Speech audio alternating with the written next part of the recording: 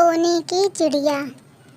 एक बार ढोलकपुर जंगल में कू कोयल बहुत ही मीठा गाना गा रही थी। मैं हूँ कू कोयल, गाती हूँ सुंदर मीठा मीठा गाना। तुम सब भी सुनकर आ जाना, आ जाना, आ जाना। उसकी आवाज़ दूर दूर तक सबको सुनाई दे रही थी।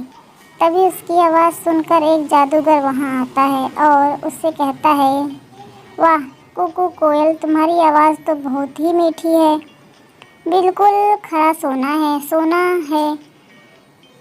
तभी जादूगर आबरा का डाबरा बोलता और कू कोयल से कहता है, तुम अब से जब भी गाना गाओगी और गाते समय अगर तुम्हारे मुंह से एक भी बूंद पानी के नीचे गिर गई तो वो बूंद सोने में बदल जाएगी।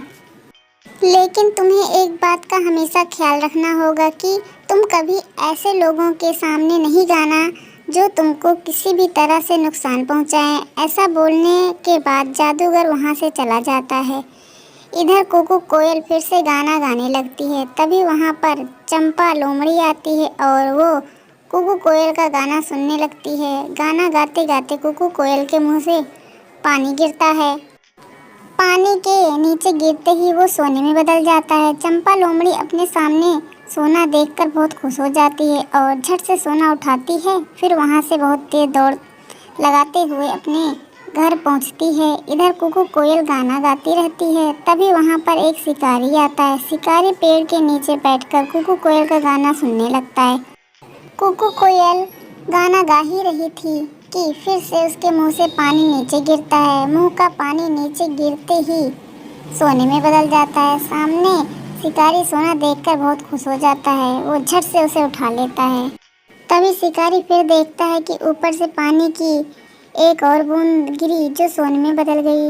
शिकारी फिर खुश हो जाता है और उसे भी अपने पास रख लेता है। ऐसे करते हुए कई बूंदें ऊपर से नीचे गिरती हैं जो सोने में बदलती जाती है। शिकारी मन में सोचता है शायद आसमान से सोने की बारिश हो रही है और ये सोचते हुए वो एक एक करके सोना उठाता जाता है। तभी शिकारी की नज़र गाना गा रही कू कोयल पर जाती है और वो देखता है कि ये सोने का पानी कू कोयल के मुंह से निकल रहा है। फिर वो देरी किए बिना कोयल को पकड़ने के बारे में सोचता है क्योंकि कू कोयल को पकड़कर वो अमीर बन जाएगा।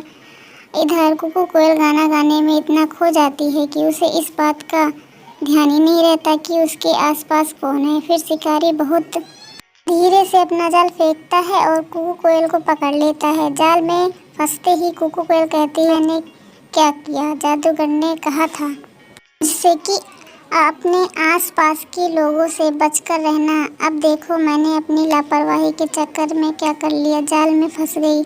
इधर कू कोयल को ले जाते हुए शिकारी अपने मन में सोचता है कि क्यों ना इस कोयल को राजा को दे दूं। अगर राजा को दे दिया तो राजा इसके बदले मुझे राजमहल में रहने देंगे, फिर पूरी ज़िंदगी आराम से बीतेगी मेरी। हाँ यही सही है।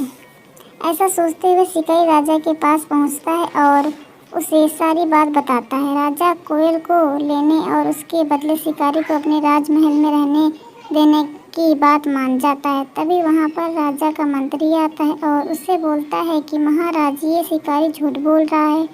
आपने कभी सुना है या देखा भी है किसी चिड़िया के मुंह से सोना निकले?